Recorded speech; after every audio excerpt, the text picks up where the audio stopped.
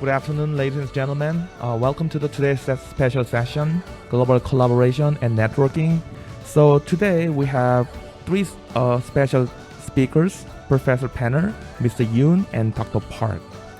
So then, let me introduce our first speaker, Professor Penner. Thank you so much for inviting me to spend a few minutes talking about one of my favorite subjects, global collaboration and networking. And I think I really have Professor Richie Kim to thank for this invitation. It wouldn't have damaged my career to start collaborating earlier and building relationships with scientists earlier than that. It wouldn't have had any. And young professors, especially, is you shouldn't wait until after you get tenure because you will be given credit. And our job as their hosts is to help them do the science as well as we can. I appreciate that, and I look forward to answering your questions later. All right, thank you so much, Professor Penner, for your talk. So our next speaker is Mr. Hyunho Yoon. My name is Hyunho Yoon. From now on, I will tell you about the valuable experiences and research. Professor Reginald M. Penner, who took charge of the PI during my research period, he gave me generous and kind support not only in research field but also in my daily life as well. It was an opportunity to understand the principle and broaden the. Okay, thank you, Hyunho, for your talk. Okay, Dr. Park, start your talk. Good afternoon, everyone. I would like to thank Professor Chung-Gon Park and the Korean Biochip Society for inviting me to this talk. I hope that my talk will be helpful to many people who are preparing for global research collaboration. There are many motivations and challenges before deciding to go abroad. During PhD program, I felt interest and passion for my research. First of all, there may be a communication problem because I'm not a native speaker. It is usually renewed every year, so there may be pressure to extend the contract, especially like pandemics due to the COVID-19. Uncontrollable situation can occur.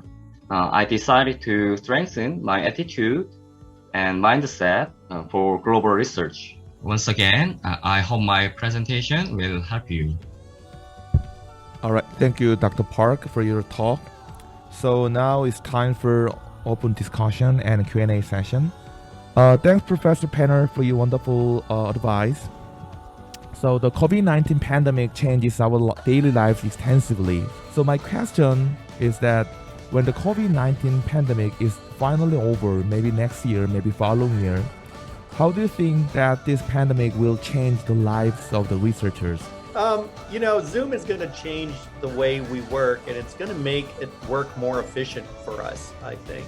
All right, thank you for your answer. So here are some questions to Mr. Yoon. You spend your time in the United States, and what are the biggest lessons you've learned from the global collaboration? If you go to somewhere overseas that you are not familiar with, you should do small and little things by yourself.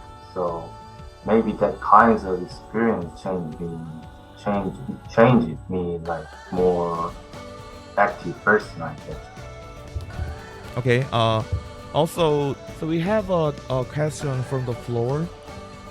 I have one question on behalf of many Korean young scientists. I mean, what point would make you get interested in those kind of scientists? I think that's the one of the biggest interests of the young scientists.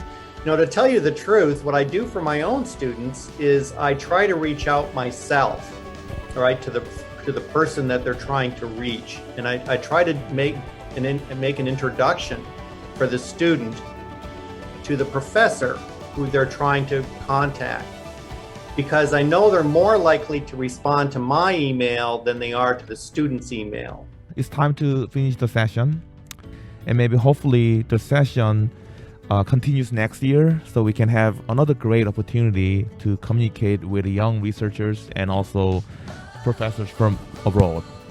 Thanks for joining us, all the participants today. Thank you, Professor Penner, Dr. Park, and Mr. Yoon. And I'll see you later.